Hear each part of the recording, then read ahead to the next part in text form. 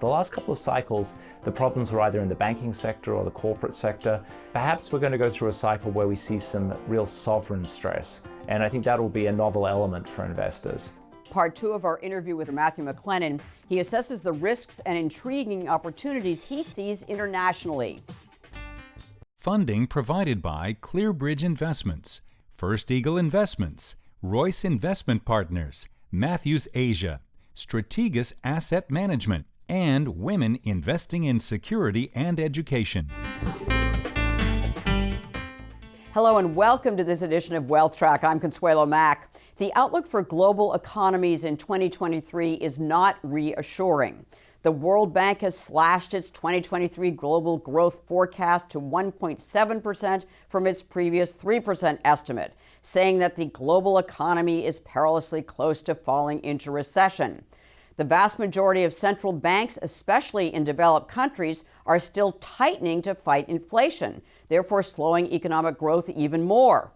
And in a recent survey of 1,200 global CEOs by EY, 98% expect a global recession, almost half expect a moderate slowdown, and more than half fear a recession worse than the global financial crisis in terms of its length and severity. From a contrarian point of view, maybe this is a good time to invest. Well, this week's guest is a leading global value investor. He is Matthew McLennan, co-head of the global value team at First Eagle Investments, where he oversees more than $80 billion in assets, including several mutual funds. His flagship First Eagle Global Fund is rated 5-star by Morningstar with a bronze analyst rating for its cautious approach that has produced solid results. Since McLennan took over the fund from legendary value investor Jean-Marie Eveillard in 2008, the fund has outperformed its Morningstar World Allocation category with considerably less volatility than the stock market. First Eagle is a sponsor of Wealth Track. Well, last week we discussed the risks and opportunities in the U.S. markets with McLennan. This week in part two, we asked him to assess the investment climate in international markets. How do they compare? The first thing I'd say is that the dollar has been very strong for quite a long period and has started to weaken in the most recent quarter. And so one of the real opportunities in just looking internationally for investments is that there's an important potential moment for currency diversification going on right now. The US is a wonderful economy, but it won't necessarily have a monopoly on currency strength, particularly if the Fed is getting close to the end of its interest rate hikes. And if we get a recession in the United States and those interest rate differentials collapse, then the dollar may come under some more severe selling pressure. And so having the ability to diversify your currency opportunity set, I think, is important at a moment like this. The second thing is that the United States is a more expensive equity market. And so there's a pretty big valuation gap.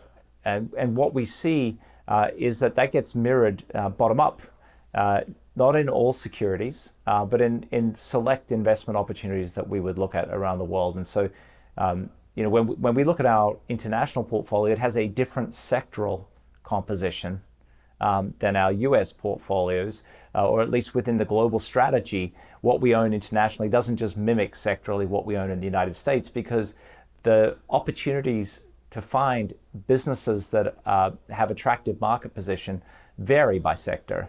What are the differences? And I know you don't invest by sector, you invest by individual companies. If you look at the U.S. stocks that we own, we discussed some examples in the previous discussion about the healthcare industry, where there are some leaders in the United States, or in the IT industry, where there are leaders. And in the HCA, past, analog devices. Mm-hmm. Exactly. And in the past, we've discussed a range of energy investments in the United States, where I think the management teams are quite strong. Internationally, however, we've seen more opportunities in other niche areas. For example, household products. If you think of a company like Unilever, which has really powerful brands and things like Axe deodorant and Dove soap and Sunsilk shampoo, Persil and Omo laundry detergent. These are basic household products. Hellmann's mayonnaise, right? But Unilever trades at about 2/3 of the multiple of, say, a Procter & Gamble. So you get a much greater free cash flow yield by buying an international household products company than maybe a US equivalent. To give you another example, we've been fans of the beverage business historically because it's very stable and cash flow generative. That gets well reflected in the valuation of companies like Coca-Cola, which we don't own. It's at a very high multiple. But you can, if you're willing to look internationally, you could buy a company like Ambev in Brazil for roughly half the multiple of a Coca-Cola, and yet Ambev in 80% of its end markets has more than 60% market share. It is the dominant brewer throughout Latin America and the Caribbean. Now, those markets have cycles, political and otherwise, but brewing is a pretty stable cash flow generative business.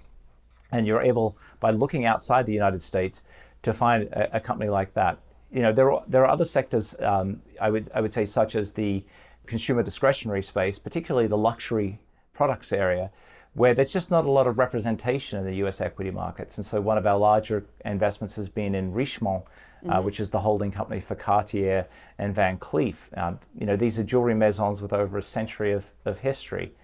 And one area where we see just a huge amount of opportunity internationally is holding companies, because sometimes you can get the opportunity to invest in businesses that in turn own stakes in other businesses, right? Where you get a double discount, where the businesses they own are cheap and the holding company trades at a discount to the sum of the parts. So point being that the bottom-up composition of international markets is quite different from the US market. And the US doesn't have a monopoly on good businesses. Holding companies used to be called conglomerates. They were very hot at one point and then they got extremely cold. What's your assessment of the holding company concept? It really depends on the nature of the management team. So in the United States, even though conglomerates are typically looked at negatively, selectively some are well viewed. For example, Berkshire Hathaway, where people are comfortable because of Warren Buffett's acumen in allocating capital. An example of a holding company where we think capital allocation has been good, for example, is that the largest holding company that we own in the Netherlands is a company called Prosus. Now, this is a good example of the complexities of international investing, because Prosus is listed in the Netherlands, but its largest investment is its near 30% stake in Tencent, which is the Chinese online gaming company, which also owns WeChat and has an ecosystem of mini apps. Tencent has a very strong market position, but you've been able to buy it at more than a 40% discount through the Prosus holding company. And Prosus also, incidentally, has a series of other investments, venture-style investments in the online business, from classifieds to educational technology and other fields. But you were able to basically get those for close to free, given the holding company discount. If I come back to your opening question about holding companies, the difference here is that management are thoughtful capital allocators. They noticed this discount, and so they committed to buying back stock in the holding company as long as the discount was too wide. And so they've been succeeding in starting to close that discount as the regulatory environment for Tencent itself back in China is becoming more favorable. And so that's holding companies giving you the ability to get two sources of value creation in an investment as opposed to one. Why do you think that their value will be recognized? So in any given year, whether value is recognized or not is essentially a function of sentiment shifts. Yep. But as you extend your time horizon from 1 year towards 5 years or 10 years, what starts to dominate sentiment is arithmetic. If we own these businesses at better free cash flow yields, so they can pay us higher dividend yields or they can buy back more stock, then the arithmetic of the investment starts to shine through over time. As far as the business environment, what are the CEOs, telling you of, internationally based companies as far as what the prospects are for growth, and how concerned are they about the tightening that's going on in Europe, for instance? So in Europe, I would say, generally speaking, the sentiment has been reasonably subdued, although I'd say probably slightly more constructive than what we might have expected if we just sort of read the newspapers every day.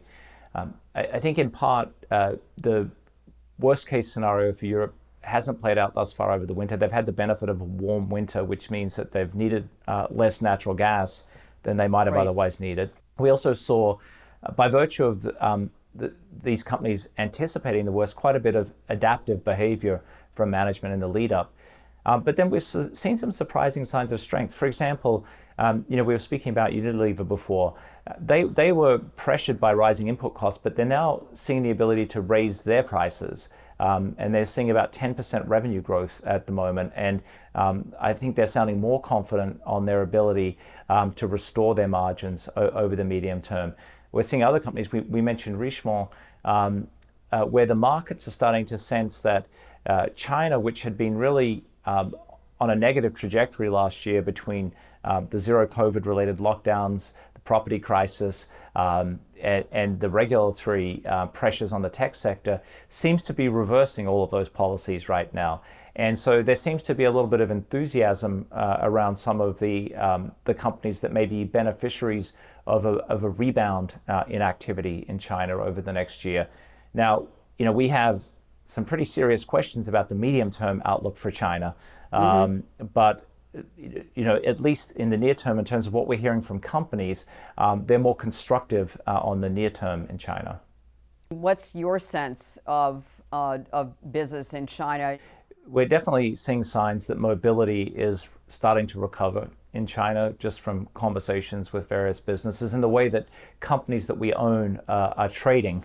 Those that are sensitive to the level of industrial activity in China seem to have been bid up in the most recent sort of month, despite what is obviously a difficult situation as COVID-19 virus rips through China at the moment. I think the markets are looking through that. I think there's sort of a couple of longer term question marks. One is that we went through a period last year, in the early part of last year, energy prices were strong. But as China locked down its economy and as the US was releasing energy from the Strategic Petroleum Reserve, energy prices drifted lower throughout the course of the year. Some of those forces could reverse, which could be a headwind for the world economy if energy prices were to go up again. If mobility is increasing in China and the US needs to replenish the Strategic Petroleum Reserve, and given that energy companies haven't been investing a lot in incremental capex,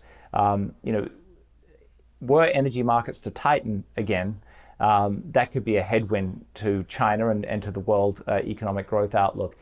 But for China specifically, even though there may be a rebound, if you will, from the reversal of policies that didn't make much sense, the medium-term picture is quite challenging for China.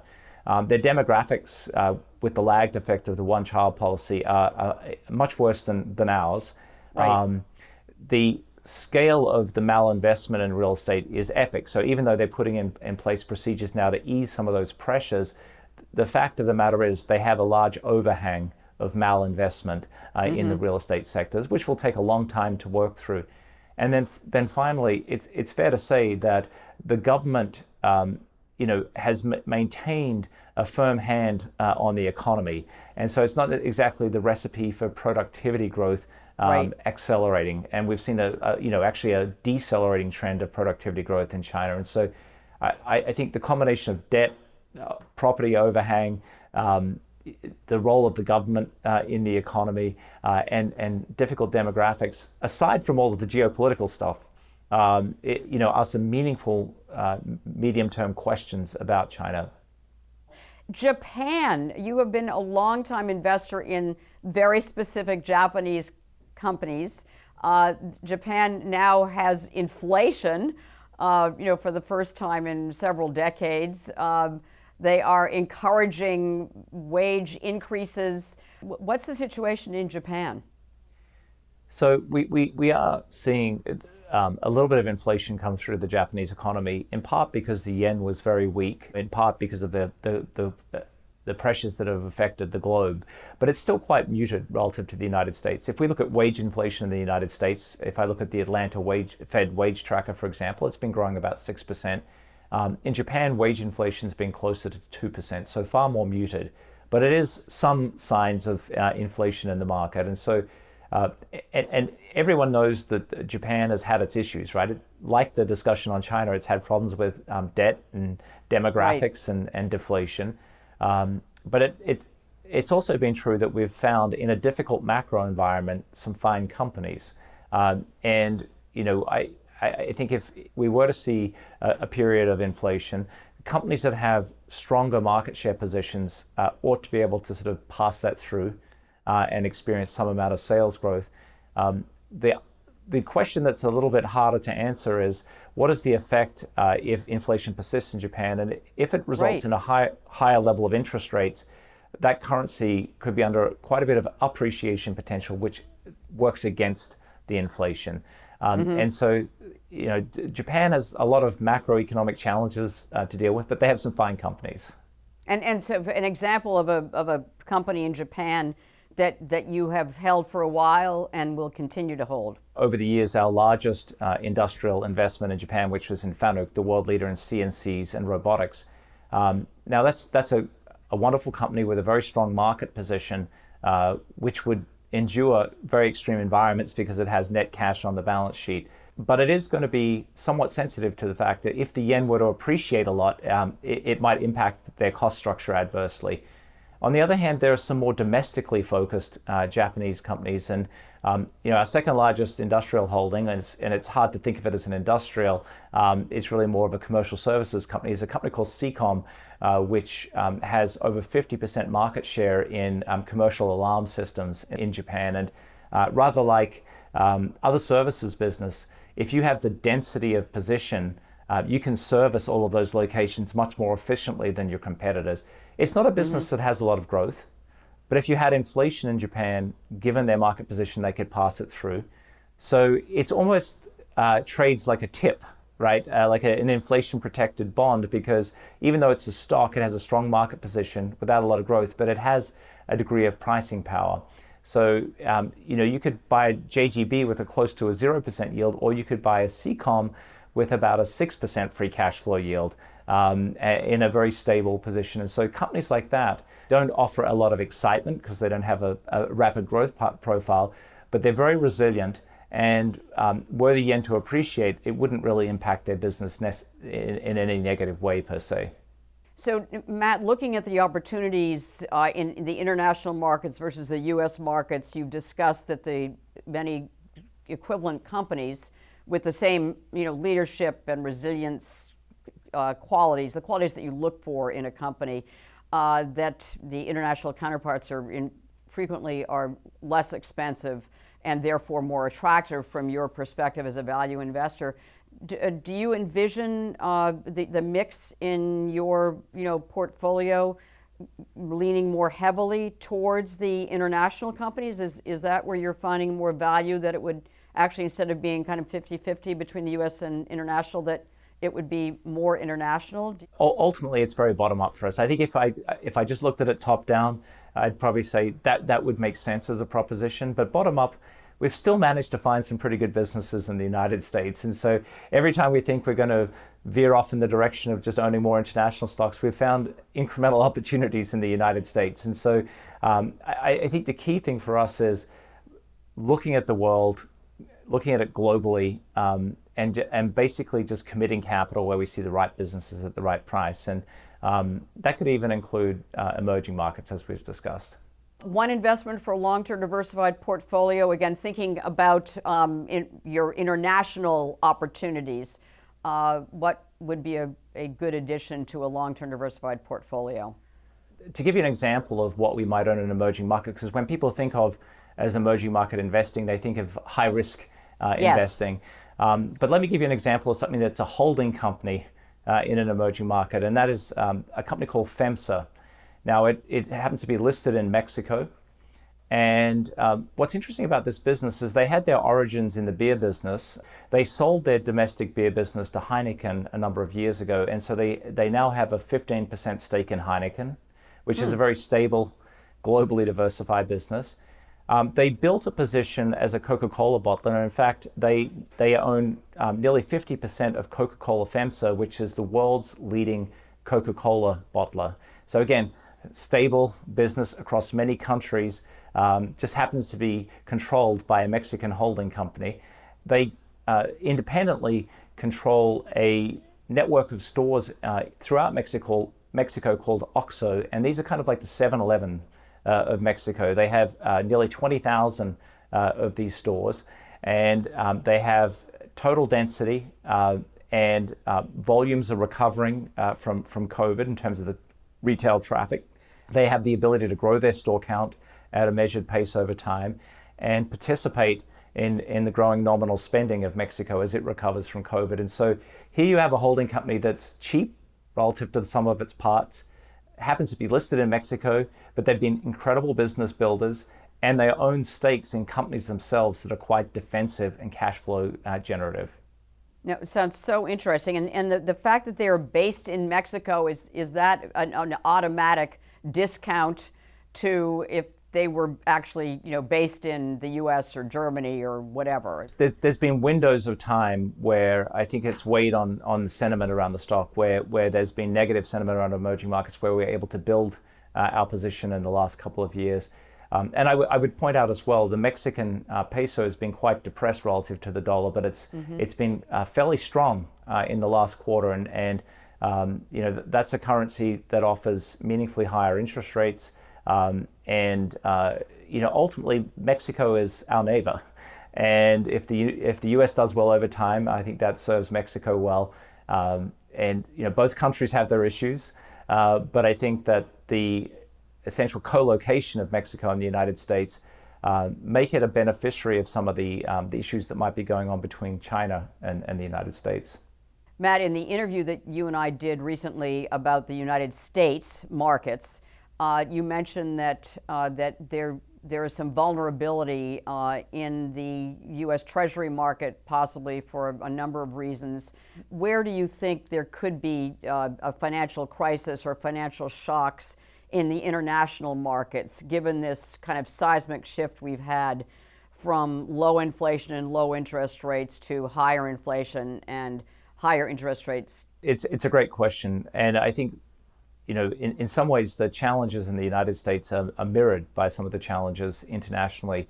If we look at what happened in the wake of COVID, is that the growth in debt was most pronounced in the government sector around the world, because we had this very accommodative fiscal policy.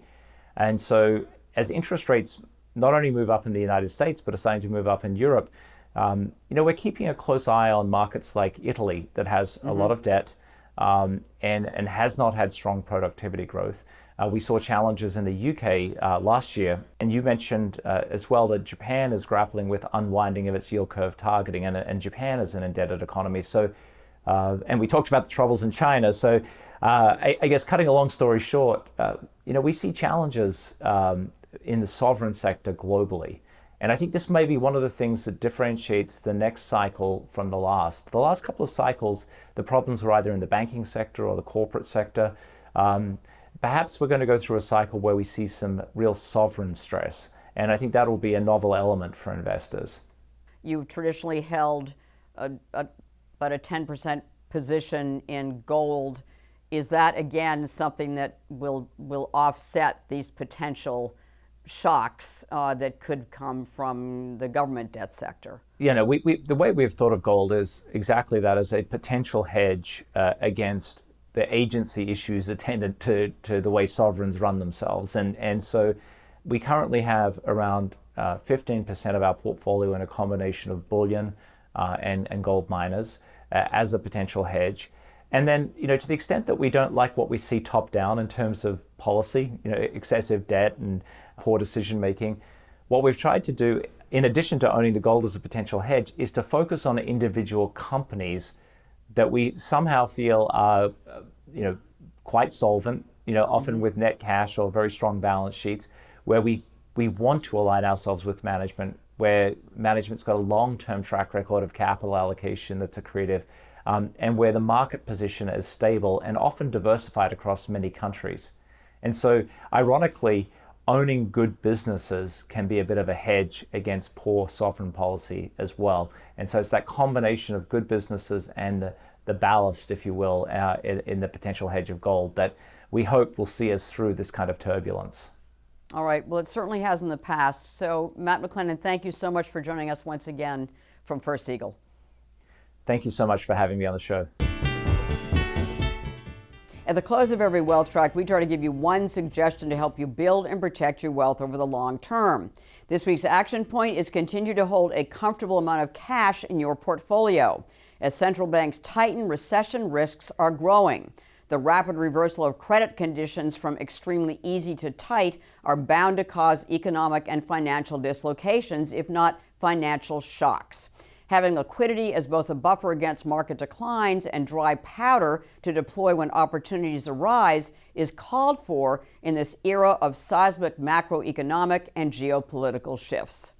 Well, next week we will sit down with the incomparable Burt Malkiel on the 50th anniversary of his investment classic, A Random Walk Down Wall Street, why it has stood the test of time. In this week's extra feature, Matt McLennan shares what he does to unwind and refresh his mind. Please follow us on Facebook, Twitter, and our YouTube channel. We are so glad you could join us for this edition of Wealth Track. Have a relaxing weekend and make the week ahead a healthy, profitable, and productive one.